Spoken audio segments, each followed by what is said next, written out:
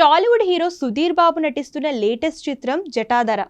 ఈ సినిమాకు వెంకటేష్ కళ్యాణ్, అభిషేక్ జస్వాల్ దర్శకత్వం వహిస్తున్నారు. దీనిని జీ స్టూడియోస్, ప్రేరణ అరోరా సంయుక్తంగా నిర్మిస్తున్నారు. ఇందులో బాలీవుడ్ స్టార్ బ్యూటీ సోనాక్షి సిన్హా కీలక పాత్రలో కనిపించనుంది.